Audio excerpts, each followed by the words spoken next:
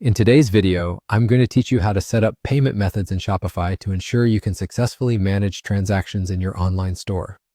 This process is essential for any business owner looking to get their e-commerce site up and running. So let's dive into it, and I'll walk you through each step in a clear and straightforward manner. First, what you'll want to do is go to Shopify, open up your preferred web browser, and navigate to the Shopify website. Once you're there, log into your account using your credentials. If you're new to all of this, make sure to have your login information handy. For newcomers, keeping your credentials saved in a secure digital note can be particularly helpful. Once you're logged in, you'll land on the main dashboard of your Shopify admin. This is essentially your control panel where you can manage everything related to your online store.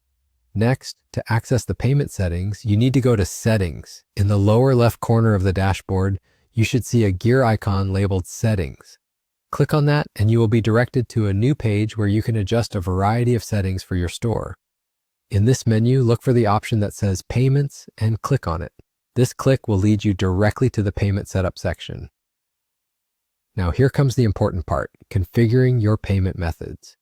You have the option to activate Shopify Payments, which is one of the simplest ways to get up and running, or you can add another payment provider if you prefer. If you choose Shopify Payments, you'll be able to manage transactions seamlessly within the Shopify platform itself. To do this, you'll need to input details such as your banking information to link your sales to your desired bank account, ensuring your incoming revenues are directed correctly. If you choose to add a different payment method, you'll be directed to a list of all available third-party payment providers. Select the one you wish to use, and then follow the provider's instructions for setup. Each provider might have unique requirements, so read through their specific guidelines carefully. Once you've completed these steps, you'll be ready to manage transactions in your Shopify store. Your setup for receiving payments is crucial as it directly impacts cash flow and customer satisfaction. Make sure everything is correctly set up and verified via test transactions if possible.